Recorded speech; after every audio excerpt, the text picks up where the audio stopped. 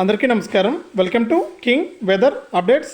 మరి కాసేపట్లో తెలంగాణ మరియు ఆంధ్రప్రదేశ్ రాష్ట్రాల్లో ఈ జిల్లాల్లో భారీ నుంచి అతి భారీ వర్షాలు కురుస్తాయని, ఇక ఈ జిల్లాలో ఉరుములతో కూడినటువంటి జల్లులు కురిసే అవకాశం ఉందని వాతావరణ శాఖ అయితే సూచిస్తుంది.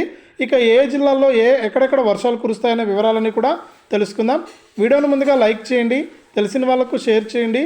ఇంకా ఇలాంటి మరెన్నో వీడియోలను తెలుసుకోవడానికి ఇప్పుడే మన ఛానల్ను సబ్స్క్రైబ్ చేసుకుని పక్కనే వచ్చే గంట పైన కూడా నొక్కండి. అప్పుడే అందరికంటే ముందుగానే ప్రతి వీడియోను కూడా మీరు మిస్ అవ్వకుండా తెలుసుకోవడం జరుగుతుంది.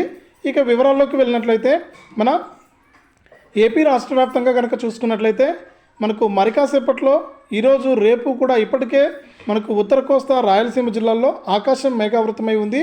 ఇక మరి కాసేపట్లో మనకు ఉత్తర కోస్తా మరియు రాయలసీమ జిల్లాల్లోని కొన్ని ప్రాంతాల్లో వర్షాలు కురిసే అవకాశం ఉందని వాతావరణ శాఖ అయితే సూచిస్తుంది. కాబట్టి రైతులందరూ కూడా అప్రమత్తంగా ఉండాలని, ఇప్పటికే మనకు ఎండల తీవ్రత ఎక్కువైందని, ఈ నేపథ్యంలో వర్షాలు కురవడంతో అందరూ కూడా ఊపిరి పీల్చుకునే పరిస్థితి ఏర్పడనుందని కూడా వాతావరణ శాఖ అయితే సూచిస్తుంది.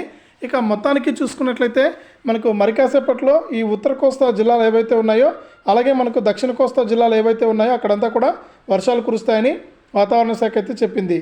ఇది ఆంధ్రప్రదేశ్ విషయానికి వస్తే, ఇక తెలంగాణకు విషయానికి వస్తే ఇప్పటికే మనకు తెలంగాణలో కూడా అక్కడక్కడ కూడా నిన్నటి నుంచి ఉరుములతో కూడినటువంటి వర్షాలు అయితే కురుస్తూ ఉన్నాయి. ఈరోజు కూడా మనకు మహబూబాబాదు, వరంగల్ ఈ జిల్లాలో అయితే మరి కాసేపట్లో వర్షాలు కురిసే అవకాశం ఉందని వాతావరణ శాఖ అయితే సూచిస్తుంది.